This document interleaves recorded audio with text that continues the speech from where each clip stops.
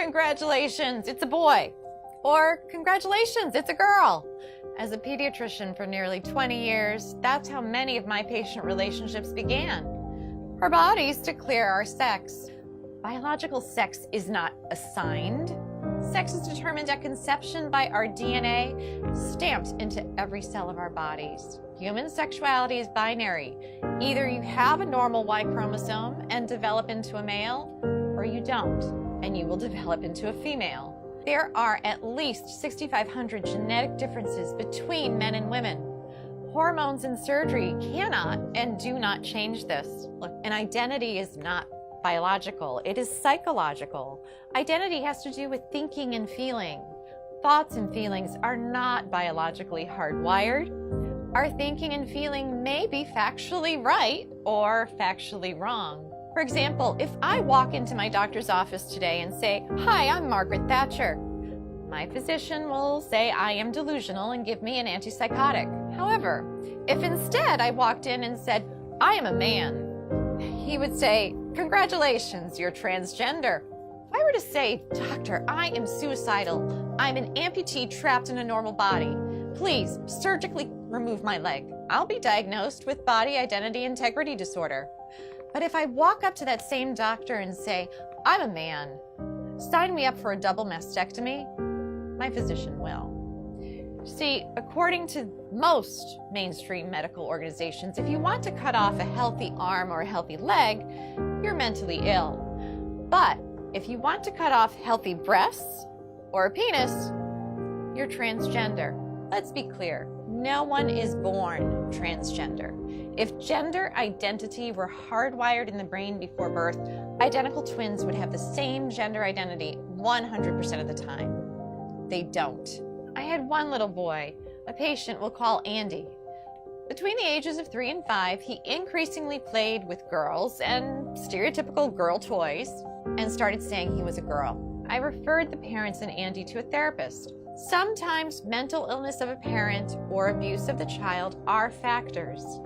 But more commonly, the child has misperceived family dynamics and internalized a false belief. In the middle of one session, Andy put down the toy truck and held on to the Barbie and said, "Mommy and Daddy, you don't love me when I'm a boy." What the therapist learned is that when Andy was 3, his sister with special needs was born. She required significantly more of his parents' care and attention. Andy misperceived this as, "Mommy and Daddy love girls. If I want them to love me again, I have to be a girl." With family therapy, Andy got better. Today, Andy's parents would be told something quite different. They would hear, "This is who Andy really is. You must change his name, ensure that everyone treats him as a girl, or else he will commit suicide." As Andy would approach puberty, the experts would put him on puberty blockers so that he could continue to impersonate a girl. Experts assure us it doesn't matter that we've never tested puberty blockers in biologically normal children. It doesn't matter that when blockers are used to treat prostate cancer in men and gynecologic problems in women, that they cause problems with memory. We don't need testing. No, we need to arrest his physical development now, or he'll commit suicide. But this is not true. Instead, when supported in their biological sex through natural puberty, the vast majority of gender-confused children get better. Yet, we are chemically castrating gender-confused children with puberty blockers. Then, we permanently sterilize many of them by adding cross-sex hormones. Cross-sex hormones are estrogen and testosterone. Those put young children at risk for heart disease, strokes, diabetes, cancers, and even the very emotional problems that experts claim to be preventing. P.S.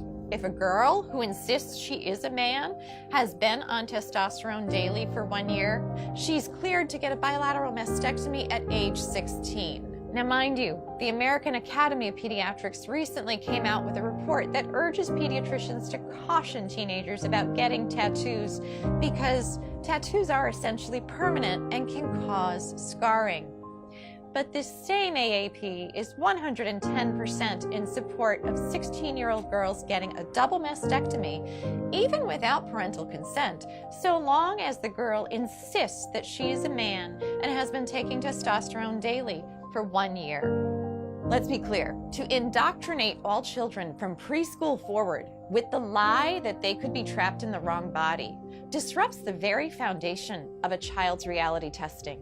If a child can't trust the reality of their physical bodies, who or what can they trust? Transgender ideology in schools is psychological abuse that often leads to chemical castration, sterilization, and surgical mutilation.